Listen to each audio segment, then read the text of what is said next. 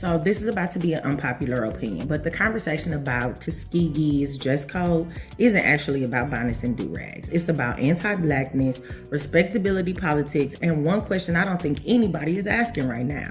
Why don't most PWIs have these same kinds of dress codes? Let's start there. Some people support the policy because they think it teaches professionalism. Others see something deeper, like myself, because when the clothing that is being discussed is bonnets and do-rags, items that are specifically connected to Black hair care, it no longer feels culturally neutral. And here's what history teaches us.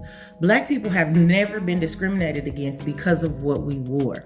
Black people in their Sunday best were denied civil rights. Black professionals in tailored suits still experience racism today.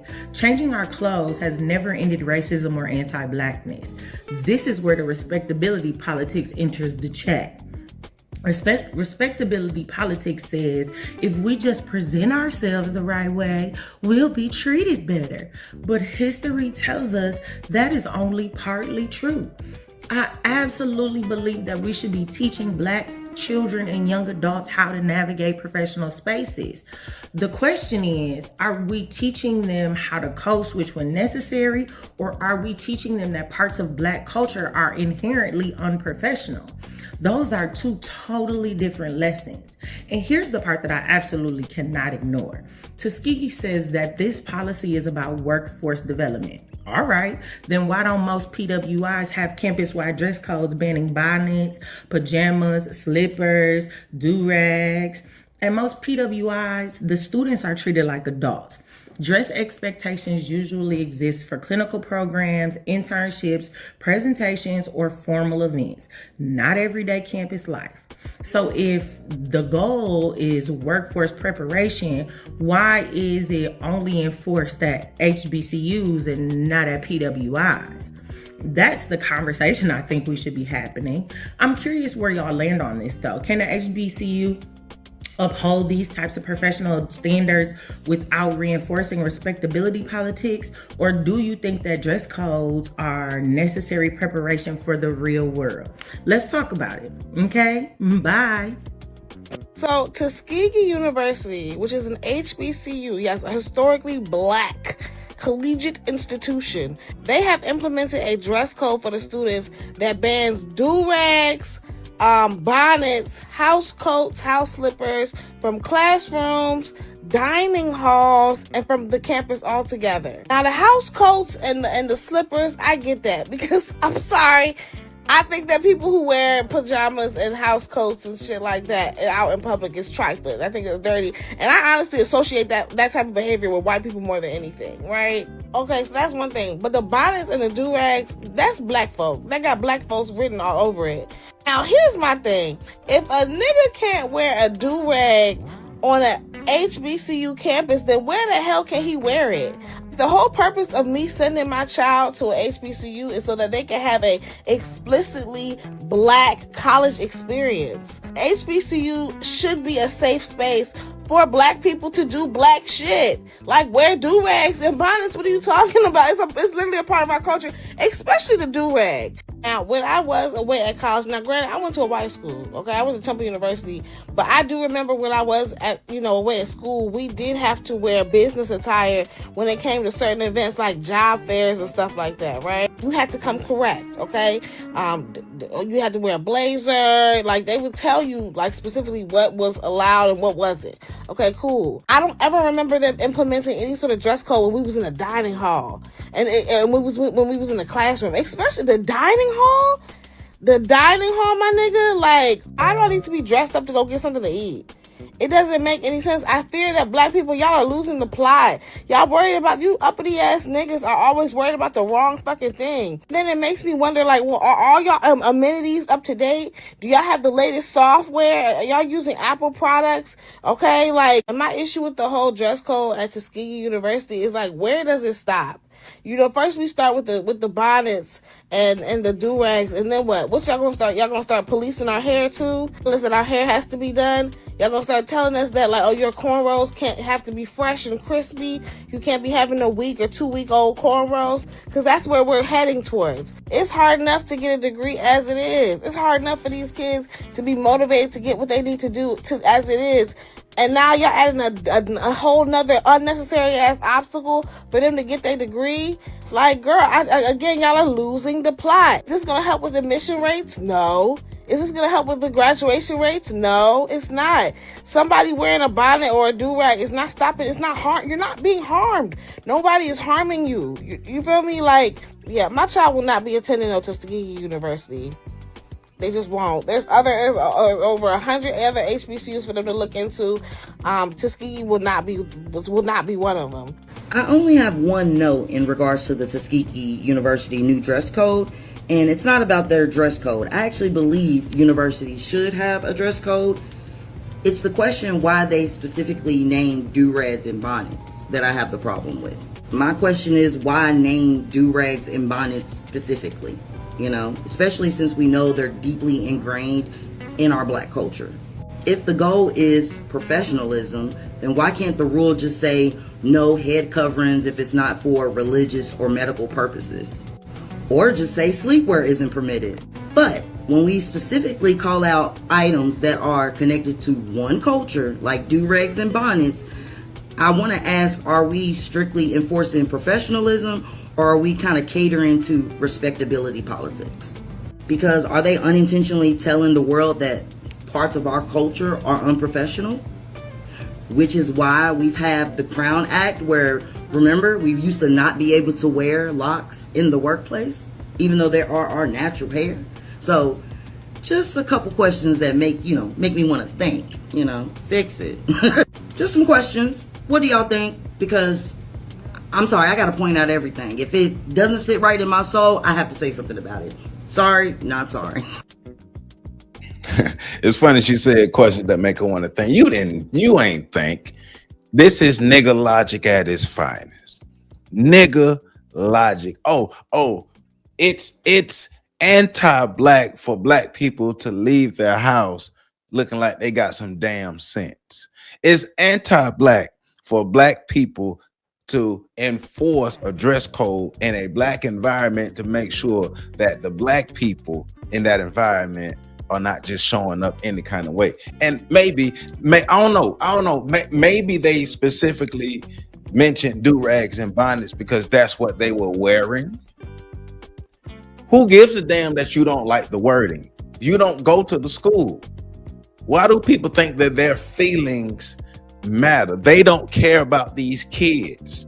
We're dealing with a whole bunch of niggas who think that blackness is showing up like you just woke up out the bed. And as a matter of fact, remember, Tuskegee, they banned bonnets, do-rags, bedroom shoes, sleepwear outside of residential hall, and revealing clothing in classrooms, cafeterias, and university settings. Once again, bonnets, do-rags, bedroom shoes, sleepwear outside residence halls, revealing clothing in classrooms, cafeterias, and official university settings. Let's just be real.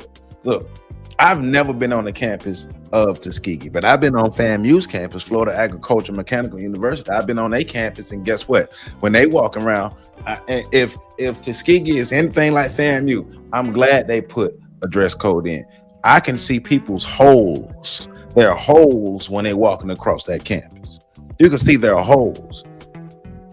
So, two main arguments that the niggas have. And yes, I'm using that word, the niggas. Two main arguments that they have. One, that HBCUs don't have a dress code, so we shouldn't have a dress code. I didn't know whiteness was y'all standard. So basically, whatever we do, whatever standards we set for ourselves has to be based off of how white people set standards for themselves. And who gives a damn about what white people are doing? And you can't target bonnets and do-rags because bonnets and do-rags are entrenched in Black culture, because y'all know how important bonnets and do-rags are to Black people, right? Because remember the power and the, I guess, the heritage that comes with bonnets and do-rags that has helped Black people endure all of the bull that we've endured in America. We're dealing with some idiots. I told y'all we have an intelligence problem. I told y'all we have an intelligence problem. And India Ari told y'all this nigga culture was here. And it's here to stay. And they're fighting for it. The chick said she wasn't gonna send her child to Tuskegee. Lady, you didn't go to Tuskegee. Tuskegee doesn't need your child. If your child can't go to college without the need to go to class looking like they just rolled up out the bed, or looking like they're about to go sell some drugs, or looking like they're about to sell their bodies, why does your child have a need to go to class looking like that? Because y'all do know that colleges are there to prepare people to go into the professional world. But the idea that Black culture is dressing like that is crazy. That's crazy. So, a couple questions I have. One, does a university have the right to set standards of dress? Two, are those standards wise and effective? And three, are those standards anti-Black?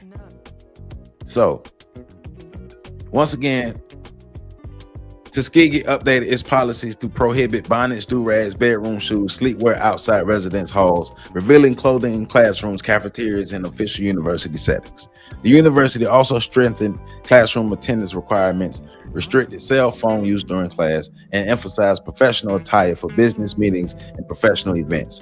President Dr. Mark Brown said the purpose is to prepare students for the workforce rather than diminish the college experience.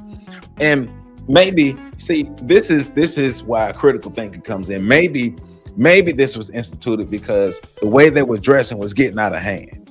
Maybe they were not coming in class, showing up looking like they are ready to be prepared for the professional world that they signed up, because who made them go to college? This is the step that they're choosing to take to get into the professional world. And you mad at the people who are trying to prepare them to do that? But the idea of Black people dressing like they got some sense is anti-Black. It's anti-Black. It's respectability politics. It's code switching, because Black people have never dressed like they got some sense. Black people have always dressed with all their hoes hanging out in sleepwear and do-rags and bonnets. Do-rags and fuck do-rags and bonnets. They're not important to Black culture. They're not tied to Black culture like that. They're not important to Black people. So if do-rags and bonnets disappear today, will we disappear as a Black people? Will we not be able to prosper and move forward as a people if they take away do-rags and bonnets? Come on, man. But let me ask this. When does preparing students for the professional world become respectability politics? And when does calling everything anti-Black actually hurt Black institutions? Right? Because, serious question, is dressing professionally anti-Black? Many critics assume that because bonnets and do-rags are associated with Black people, restrictions automatically equals anti-Black. And I'm not understanding how that goes. So what? Black people wear bonnets and do-rags. Guess what? They're not telling that you can't wear them. They're saying you can't wear them here, in this institution that you came to, that you chose to come to prepare you to go into the professional world. Newsflash, Black people didn't always dress like this. Black people didn't always dress. When I went to FAMU, we wasn't dressing like this. Most of these HBCUs already have dress codes. They just not instituted as strongly as they need to be. But the way that the students are dressing had to be overboard for it to be enforced like this. Because the idea is that the university is regulating Black identity. Really, I didn't know do-rags and bonnets were so strongly tied to Black identity. I didn't know bonnets and do-rags meant so much to Black people and Black culture. How have bonnets and do-rags contributed to our advancement as Black people in America? How has bonnets and do-rags contributed to our advancement and us loving ourselves better and us coming together as a community and us progressing economically or institutionally, academically, or anything? What they are saying is you can't dress like that here. In any other place, if them white folk tell you can't dress like that, you're gonna get your stuff together. But then the other argument, well, white institutions ain't doing it, so what?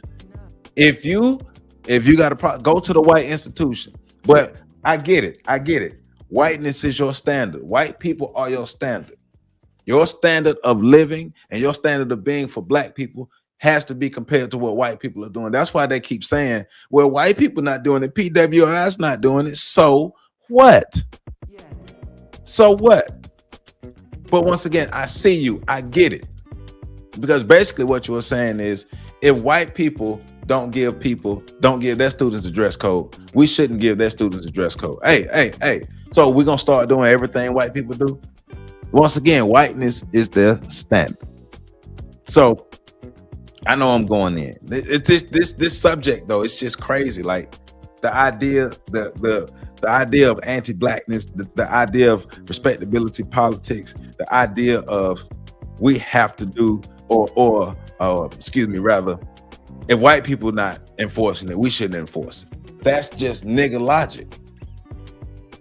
And we got to be real about it.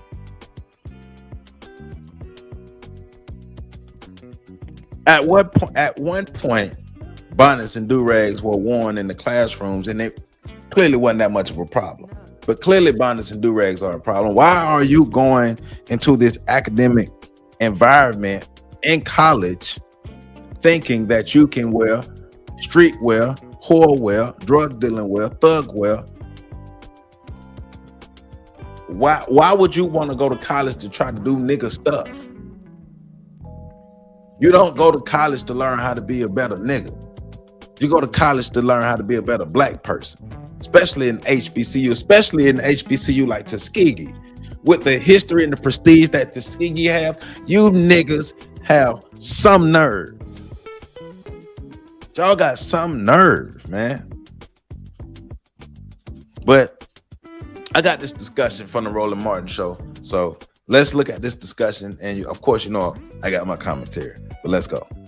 Tuskegee's new president.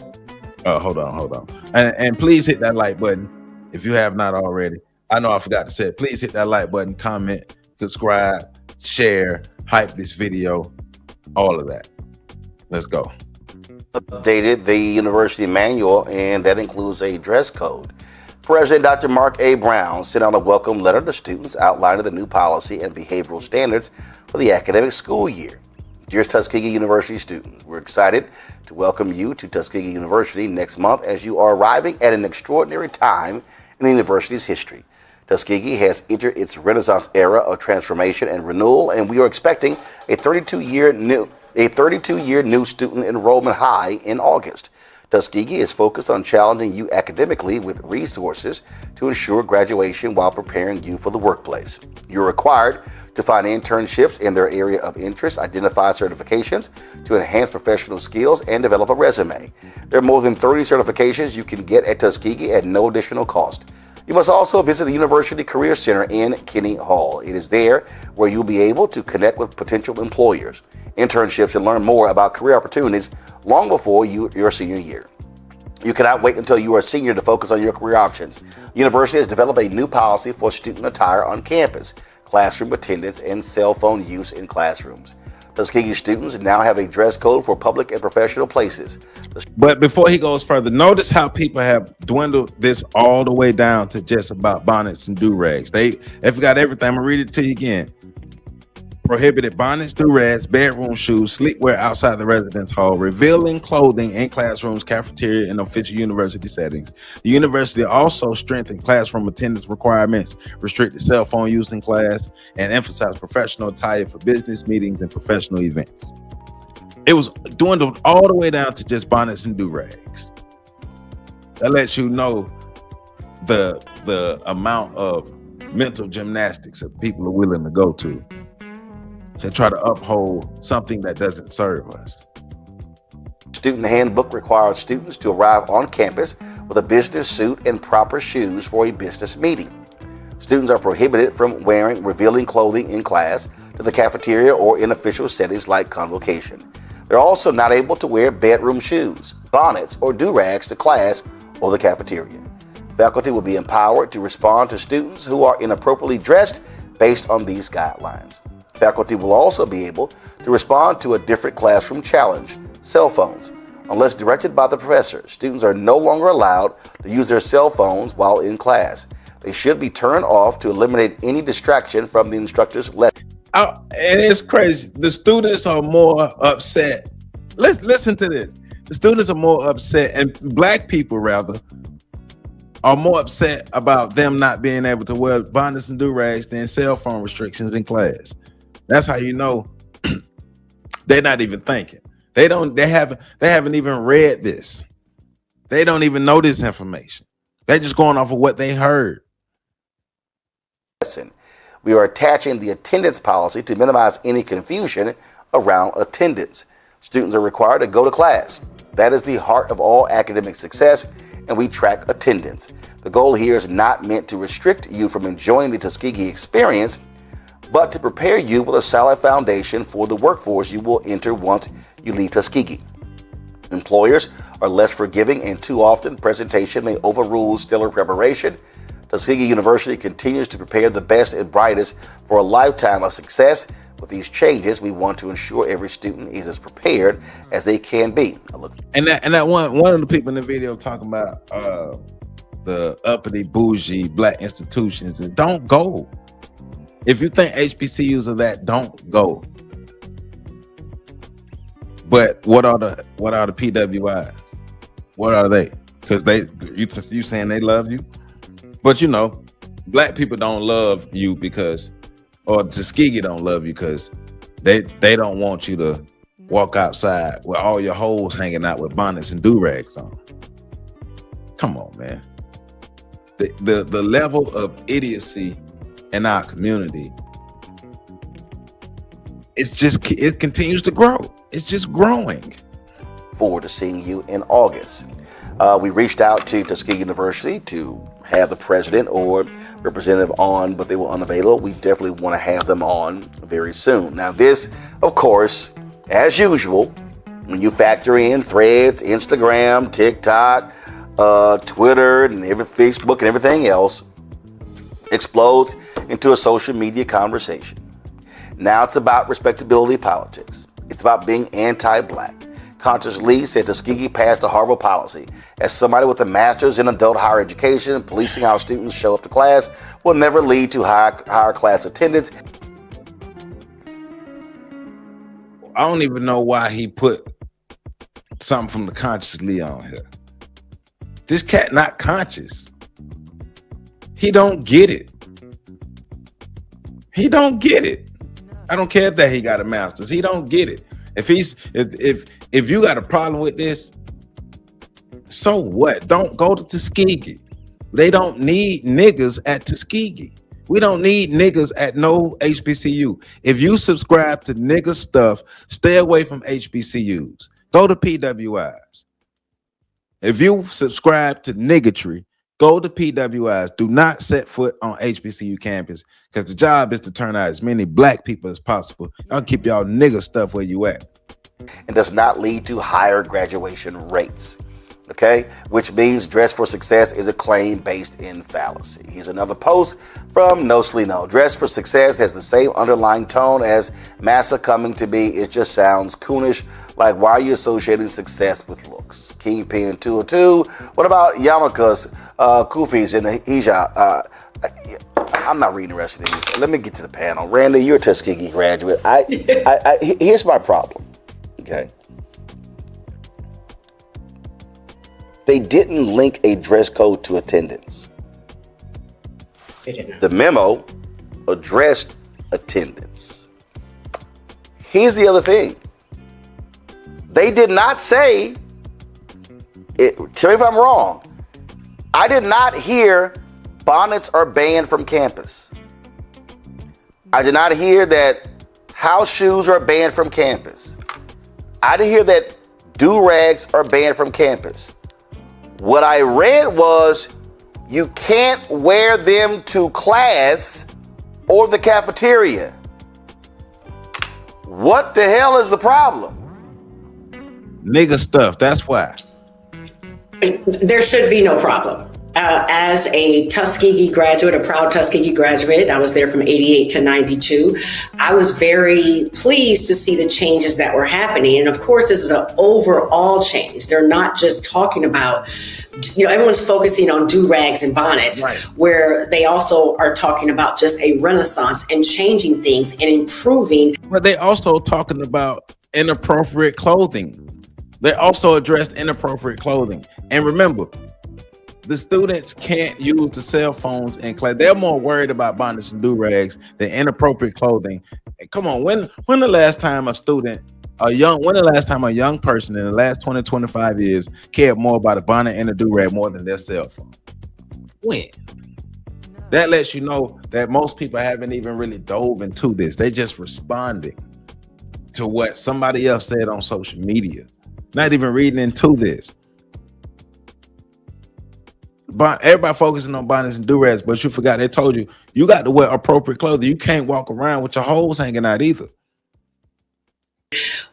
What's happening at the university, which is what you want your leaders to do. That's what you would want to happen at any corporation or a higher institution, where you look at it and say, how can we improve? So I'm sure the phones were disruptive to people's learning. I'm sure people coming to class who are scantily dressed could be distracting to higher learning. How do we get people to feel you can't learn if you're not attending classes? So it was an overall restructuring and a set of rules. And it's unfortunate that the only thing that they're focusing on in all this brouhaha is over bonnets and do-rags. When you think about it, my mother sent me to school to get a job. Okay. She knew she wasn't going to take care of me later. I don't know a job right now, whether it be wrong or right, where I am allowed to wear a do-rag or a bonnet. Now, people have been saying, oh, what if you work from home? Well, if you work from home, that's fine. But Tuskegee's job is to prepare me to work anywhere, to become employable, or at least go to another school to get another degree.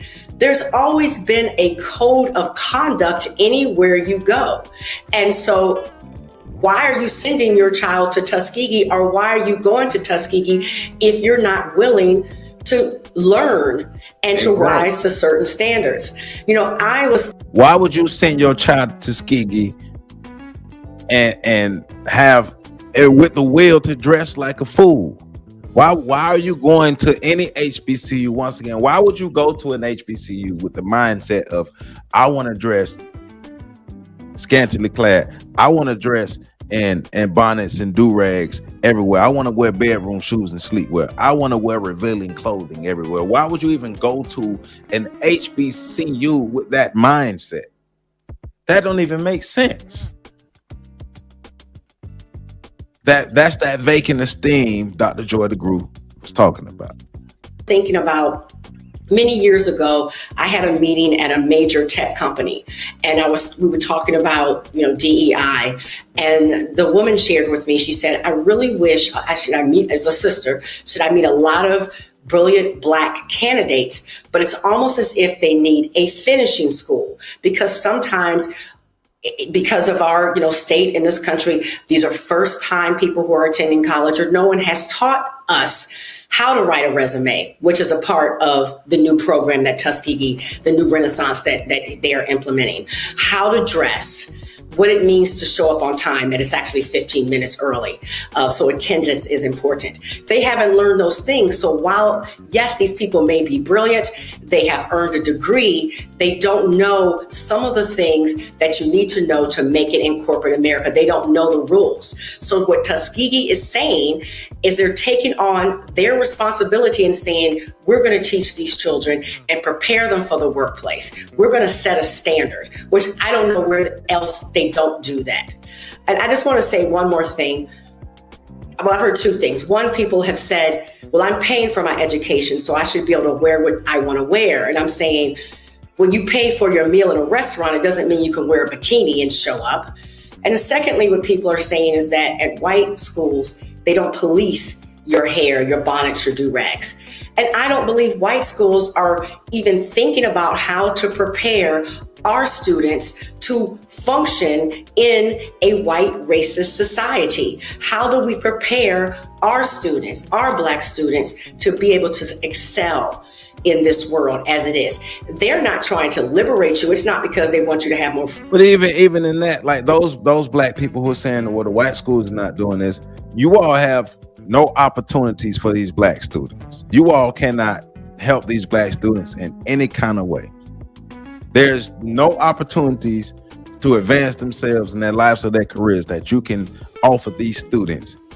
Yet, your advice is show up any kind of way because that's Black. For one, that's Black, and two, you know, you can still progress in life. All right. Freedom is that they're completely ambivalent to you and toward our cause. Okay. When Coney, here's what really bothers me. Folk automatically jump to, oh, this anti-Black. First, are bonnets only a Black thing? Do-rags, house slippers. Man, I went to Texas A&M. Man, the goddamn Bernstein Bears had bonnets on. The Bernstein Bears had bonnets on, man. Ain't no Black thing. The Bernstein Bears had bonnets. Stop it. You know what I couldn't stand the most? The goddamn loud ass thong slippers and sitting here and all you hearing is popping when somebody's walking in class. It's like it's smacking. I mean, I sit here and I'm just like, yo, what are we doing? Like, what the hell are we doing? All of these people are commenting on do-rags, bonnets, and slippers, but they ain't got nothing to say about requiring them to have internships and get certifications. I'm just sitting here going, really? Really? They didn't read. Are we tripped? They didn't read. Really? They can't read. And they did. You come to class. Like, that's a problem? Saying, hey, yo, you can't. They didn't say you can't wear cargo shorts. They didn't say, oh, you must have, like at a country club, a collared shirt. I go ahead. So, Randy, I didn't go to Tuskegee. I went to Howard, and we got our own stuff to deal with right now. But what I will say on Tuskegee right now is that I don't see any problem with what Dr. Brown has implemented. And I got to say this as like the resident young person on the panel right now, that I guess this is going to get people in a tizzy. But I do think that young Black students need to embody rigor, not only in how they show up for class and how they dress. How I was taught in my home was how you show up indicates a lot about how A, the teacher is going to treat you, B, how your classmates are going to receive you, and B, what position and posture you're in to learn, right? So if I show up in the thing that I went to sleep with, because we're not only talking about do-rags and bonnets, right? We're also talking about house slippers. If I show up to school in my pajamas, am I equipped to learn that day? Realistically, the answer is no. I'm still asleep. I haven't showered. I haven't brushed my teeth. I haven't really started my day. I haven't activated myself. Let's also talk about decorum in terms of honoring our professors. You know, one of the things I love is being on here with Dr. Carr sometimes, because that was my professor at Howard University. Do you know how much of an... How about honoring the history and legacy of the HBCU that you attend? How about that? No disrespect to the professors. How about we honor the history and the legacy that goes into the HBCU that you attend? How about that? Oh, but you got to be able to read to even know that history. honor that is, sometimes to share the stage with him. I came from a tradition that we used to honor our elders, right? I would not show up and hug and kiss my grandmother with a bonnet or do-rag on because I'm in the presence of someone that I consider an elder, right? So I'm in class with someone who's taken their time out to really dedicate themselves to the education of young Black students, and I can't get dressed in a way that's considered or deemed appropriate. What am I really doing there, right? I think what Tuskegee University is trying to do is continue their tradition of excellence that was started by their founder, W.E.B. Du Bois. And if we really think about where, what the policies that and the philosophies that Du Bois embodied, this is not too far from it, right? All we're asking here, it's not about respectability politics. It's about how young and Black boys and Black girls are going to show up in the world and how they're going to be received. We already know, Roland, that we have to be twice as good. How are we going to be able to do that if we're not stepping up to the plate in terms of how we're showing up in the classroom? That starts with the outside, and She means Booker T. Washington. She mean Booker T. Washington. She don't mean W.E.B. Du Bois. Booker T. Washington founded in Tuskegee. That's who she means. Starts with how we look when we show up to learn. So we really have to make sure that we're understanding the importance of this. It's not only about what the student looks like, but it's about their mind posture and their heart posture when they step in the classroom.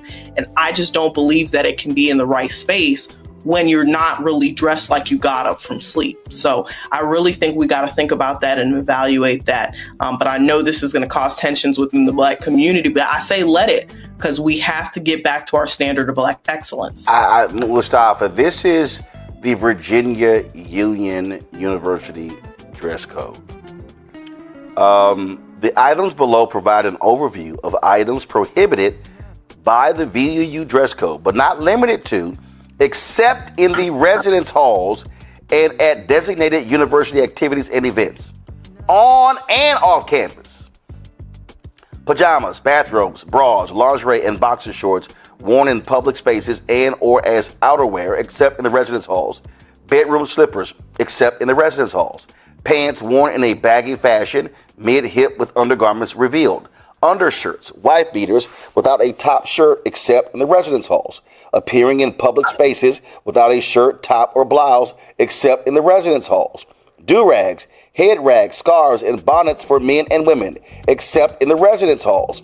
Caps and hats for men and women worn inside of buildings except for the In short, HBCUs already have dress codes in place. In some places they are enforced, in others they aren't. But they already have dress codes in place. Niggas just crying to cry.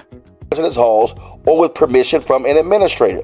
Curlers, rollers, and other items used to groom hair, except in the residence halls. Shirts worn as head wraps, except in the residence halls. Hoodies with hoods over the head while inside a building. Micro mini skirts, midriff shirts, see-through blouses, low-cut blouses, and or other such attire that revealed excessive cleavage in classroom buildings. Clothing, jewelry, hats, and other garments and or other accessories with obscene or offensive language, gestures, and or profanity, or the display allude to drugs, drug paraphernalia, and other legal substances. Students are expected to use good judgment in determining what to wear at special events. Examples of special events are new student orientation activities, fall convocation, Founders Day, career fairs, on-campus interviews, honors programs, and convocation. The attire for these events is outlined below. Dress pants, no jeans, business suit, dress shirt, tie, and dress shoes. Professional skirt, blouses, dress or two-piece suit, skirt or pants, and dress shoes. Students requesting special permission for head attire due to religious affiliation should give notice to the Dean of Students' office. They're setting expectations, right? What are people talking about? That let you know people like to talk about what they don't know, but they don't have these students' best interest at hand. They think they do, they don't. They just reacting because they feel attacked because these people want to just show up any kind of way. Remember, the idea of what they're saying that bonnets and do-rags are black culture, are staples of black culture. That lets you know how low the bar is and how little they think of black people. Instead of having the bare minimum, they're saying this is how we are going to show up on that particular campus. My grandfather was a farmer and a coal miner. And there was many times when, he had the coal dust on him or he had dirt on him. But as soon as he could get that off of him, he made sure that he was always sharp. He was sharp because he had an expectation for our family and for himself that we would be honored, and that he always pumped into us that we were special. And with that specialness, it was just the expectation that we were going to not only show up a certain way, but we were going to also make sure that we were well prepared. And I see so many of my folks who I love dearly not understand how truly special they are. And with those folks who often talk about oppressors and colonizers, which is a real conversation, if you actually understood history, you would understand that when we presented ourselves in a certain way, when we dressed in a certain way, that's when they would call us uppity. That's when they would try and knock us down a peg. And they no longer have to do that in many instances now because we do it ourselves.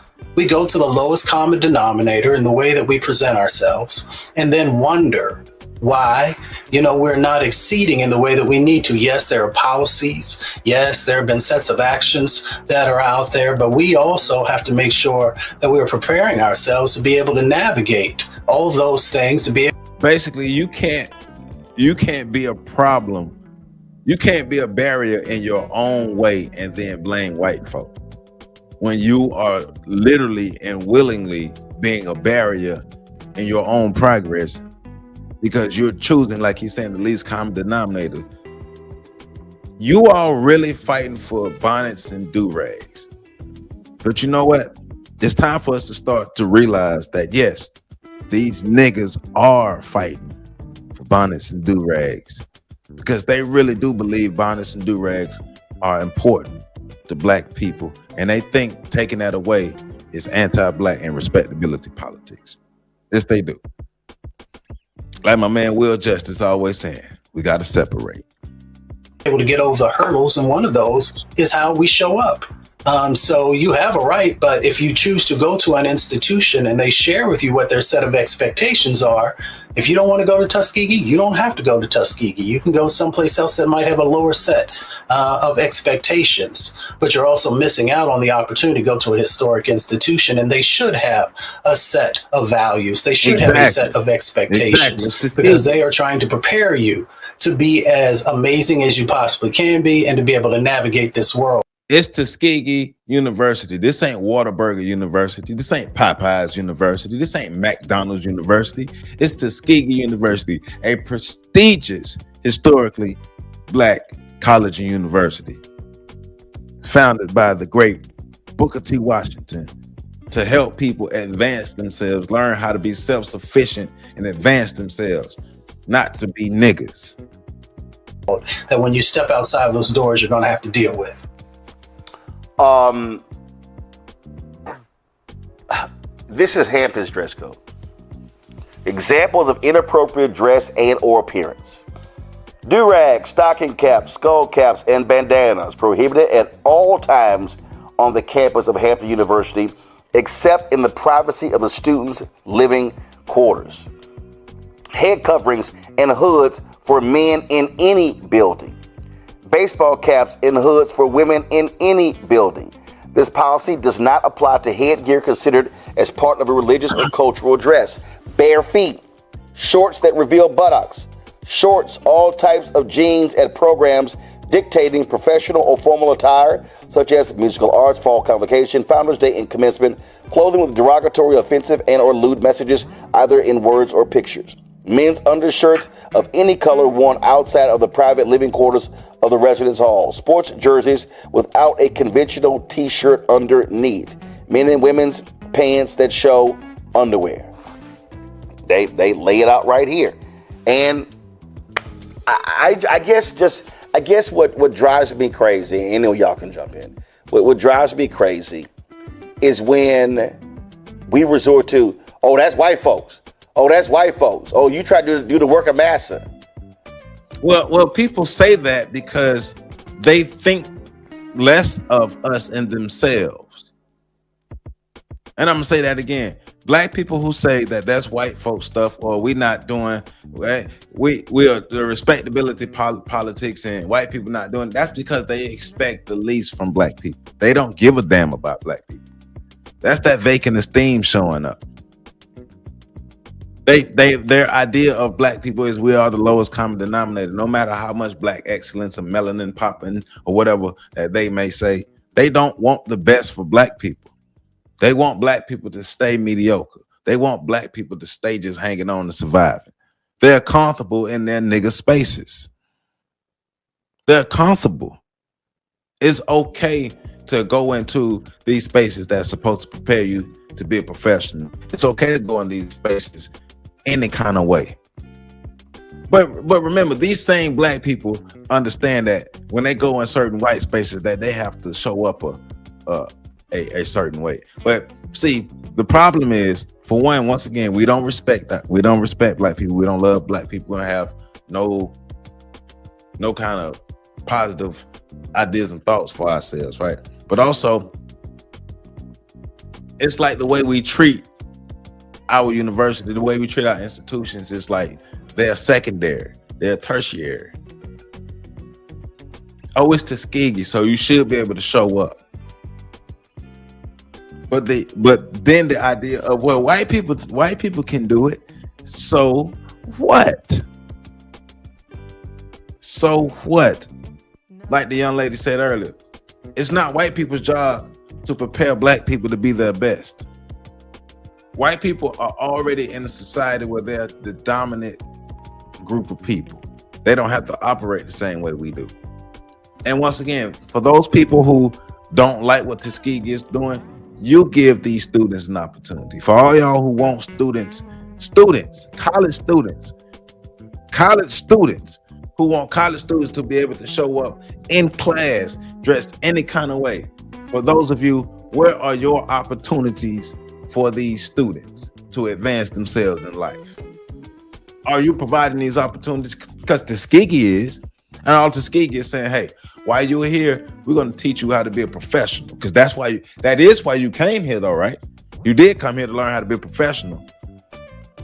Oh, excuse me, my bad. You came here to learn how to be a professional nigga. My bad. That's the part that's angering me the most, is because people act as if, it reminds me when people would say you're talking white because you're using proper grammar. And I'm like, why would you give white people that much credit as if we're the only, like, we can't speak proper English? Because that's what they think. Everything black doesn't have to be associated with something negative. That's what they think. It to me, one of the things I've loved about us as a people is that we take pride in how we look. You know, I told a story about on Sunday mornings when I would, all the my grandmother and grandfather would take us all to church, all their grandchildren, all the cousins, and we'd be dressed to the nines. And it was about black people gathering, and we weren't dressing for white people. There wasn't a white person in sight, but we took so much pride in how we looked. And even those of us who did not even have the money to buy something fancy, they would iron their clothes so well to ensure they looked as sharp as they possibly could. And it was a sense of pride. Even now, when we go around, black people always stand out because of how well we dress. We take pride in it. And we have actually talked poorly about unmelanated people, how they will wear the pajama pants and the sloppy ponytails and don't seem to care about how they look. Part of blackness has always been pride in your presentation. And to say that it's anti-black to say you should not wear something that you typically sleep in outdoors, it's crazy. Is absolutely the opposite. It's black pride, it's blackness, it's loving ourselves to say, I want us Your best foot to forward. represent ourselves well when we're with each other. Because what do they think Tuskegee is but a campus full, I was there, of Black students with Black professors who are sacrificing and themselves. They're not there for the money. They're there for the purpose. To be there to teach us, to teach a generation, to make the Black community even stronger.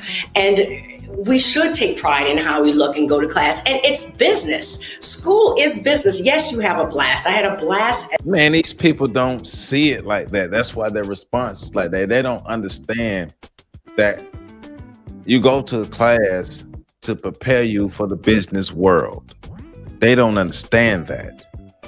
They think it's a party. They think it's the hood. They think HBCUs are preparing you to go back and just be in the hood, or HBCUs are the hood hangout. No, it's for Black excellence. HBCUs should be hubs for Black excellence to be produced and nurtured on a regular basis. And that means putting your best foot forward in every manner, in every fashion. At Tuskegee, but I was there for a purpose. That is what college is. It's not just to do what you want to do. And I think it's unfortunate that some people are pushing that narrative. What I don't understand is they didn't ban Crocs. They didn't ban Skechers. They didn't ban loafers. They banned slippers. Bedroom slippers that are meant to sit beside your bed so your ass can walk across the floor. And you know how nasty you are to be wearing your inside the house bedroom slippers outside with all that outside nastiness, and come back and bring them back into your house and walk all that nastiness and all around your room and in your room. So the same shoes that you wear in your house, they walk around in your house, in your room. Your bedroom shoes, you wearing them outside the house and just picking up all the nastiness outside. Ugh. Oh, I'm like, y'all, really? Like, people are really getting in their feelings because they said no bonnets and do-rags.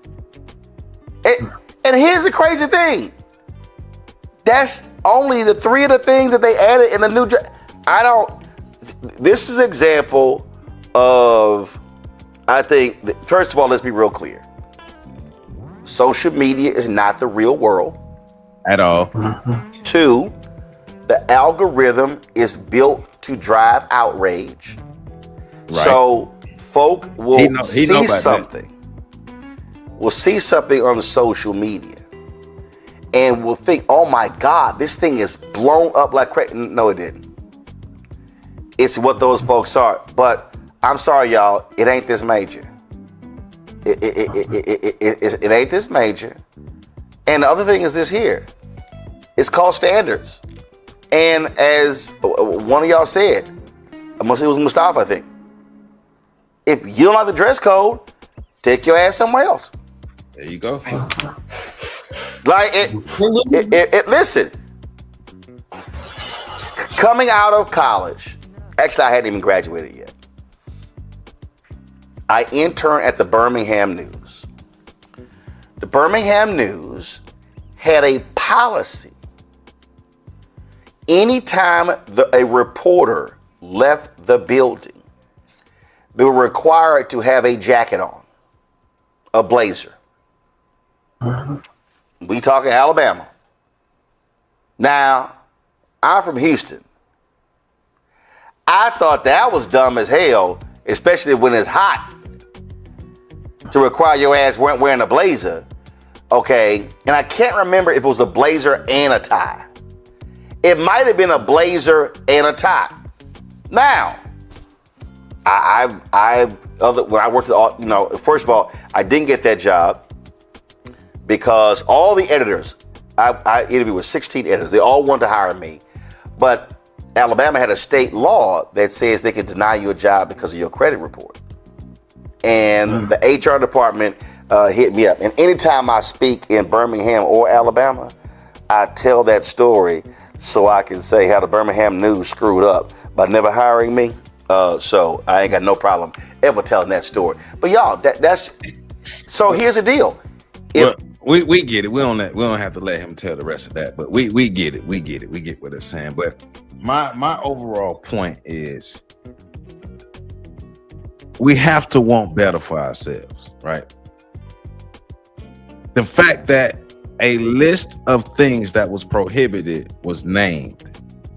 A list of things, and they only focused on bonnets and do-rags, act like bonnets and do-rags are so sacred to the Black community. And the idea that it's anti-Black, like it's suppressing our Blackness. It's gonna take away our Blackness if they can't wear bonnets and do-rags in the class, in the cafeteria. They forgot about the revealing clothing, and they're restricting cell phone use and all these different things because things are getting out of hand. Obviously, you got attendance problems. Why do you have attendance problems? Y'all don't care, like you said, y'all don't care about the attendance. See, when I hear stuff like this in my mind, I think that those who are reacting like that, for one, they're taking it personal, but two, they're not really looking at the bigger picture. And I don't know if they really, really understand what's going on and really give a damn about the children that are going to the university. And remember, those people who are outraged cannot provide opportunities. And they won't provide opportunities. Remember that. So any Black student listening to this, any young Black person listening to this, whether you go to a HBCU, PWI, whatever, as a Black person, put your best foot forward in whatever you do. Like James Brown said, look good, feel good, smell good, make love good. Love your Black self. Step out looking like you got some sense, especially in the right spaces. Go to class looking like you got some sense. Being in certain places on campus, you shouldn't be in your sleepwear and in your whore and your gangster wear. Put your best foot forward. Give yourself a chance. Because it just doesn't translate to the white world, it translates to any world. Remember what I said earlier in this video. Think about how many Black institutions, Black businesses, Black places, think about how they operate. They operate with like low esteem. They operate with low esteem. They operate like they don't care. Learn to care early. And part of that is caring about how you look. Learn to care about that early. Learn to care about how you present yourself in the world early. No matter what space you in. Look good, feel good, play good. That's what Deion Sanders said. Look good, feel good, play good. James Brown said, look good, feel good, smell good, make love good. That's not saying you have to dress up in suits and ties and try to be like white people. And the idea that dressing up or dressing with dressing properly for the environment you're in is white is ignorant, and that is anti-Black. The outrage against this is actually anti-Black. The wanting of Negro behavior to be the norm is anti-Black, because niggatry is the total opposite of Black empowerment. Remember that. Niggatry is the total opposite of Black power and Black empowerment. Remember that. This is Joseph Ward on the Shoulders of Giants. Please hit that like button, comment, subscribe, share, hit that hype button. I don't know if y'all realize, but I actually care about Black people in the youth. I actually care. That's why I want them to see them be their best and do their best and show up their best so they can get the best outcomes and have the best future. All right? I love y'all. Y'all love yourselves equally. Y'all love yourselves. And I'll see y'all later.